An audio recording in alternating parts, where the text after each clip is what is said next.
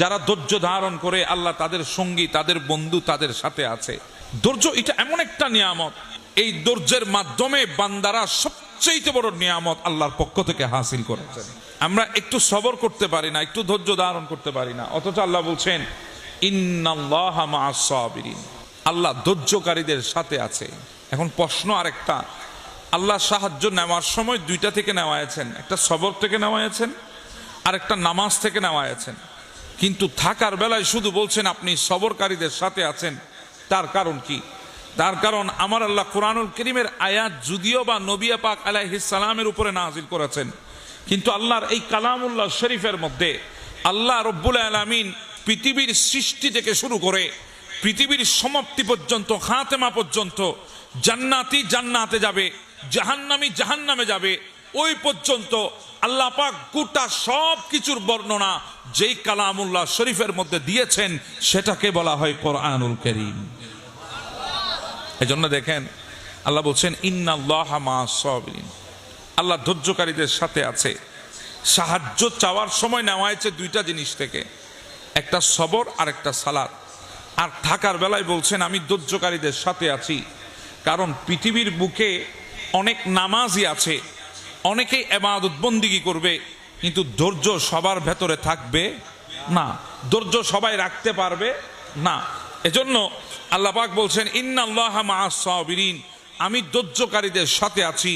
বরঞ্চ আল্লাহ পাক রব্বুল আলামিন আমাদেরকে ইঙ্গিত দিচ্ছেন 61 হিজরি কারবালার ময়দানে ইমামে আলী মকাম সৈয়দুশ শুহাদা ইমামে হুসাইন আলাইহিস সালামের যেই হালত ছিল কারবালাতে, ওই হালতের বর্ণনা আল্লাহ পাক এই আয়াত দিয়ে আমাদেরকে দিয়েছেন। কারণ ওই হালতে 61 হিজরি 10ই মুহররম দুইটা তাবু ছিল, দুই তাবুর মধ্যে কলমা ছিল, দুই তাবুর মধ্যে নামাজ ছিল, দুই তাবুর মধ্যে ইকামত ছিল, দুই তাবুর মধ্যে আযান ছিল, দুই তাবুর মধ্যে তেলাওয়াত ছিল, দুই তাবুর মধ্যে কিয়াম ছিল, দুই তাবুর মধ্যে রুকু ছিল, দুনো তাবুর মধ্যে তাশাহুদ ছিল, দুনো তাবুর মধ্যে সিজদা ছিল, সব পরিপূর্ণ। বরঞ্চ হুসাইনের তাবু থেকে ইয়াজিদের জামাত আরো বড় ছিল, 22,000-এর তাদাতের জামাত। আর ইমামে আলী মকাম ইমাম হুসাইনের জামাত ছিল মাত্র 72 জনের। নামাজ এদিকেও আছে, নামাজ ওইদিকেও আছে, ইকামত এদিকেও আছে, ইকামত এদিকেও আছে, তেলাওয়াত এখানেও আছে, তেলাওয়াত এখানেও আছে, সব দিকে বরাবর ইবাদত সমানভাবে আছে।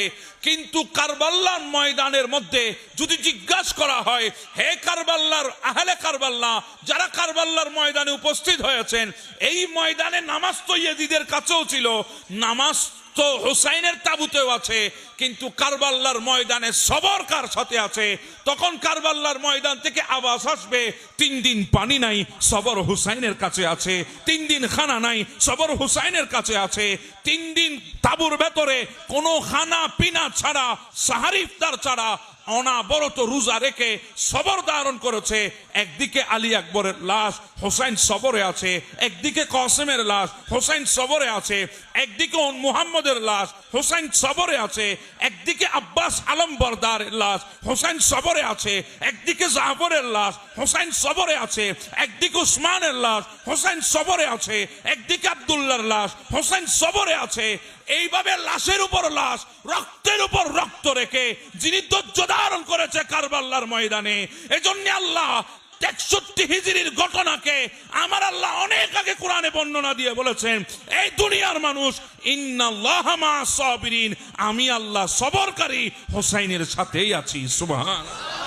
আল্লাহ বলছেন ইন্নাল্লাহা মাআস সাবিরিন, আমি আল্লাহ হোসাইনের পক্ষে আছি। এখানে সবর হোসাইনের কাছে।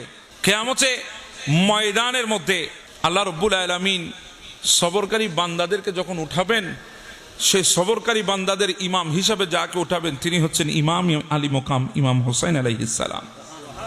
এতটা সবর কারবালার ময়দানে ইমামে আলী মকাম করেছেন।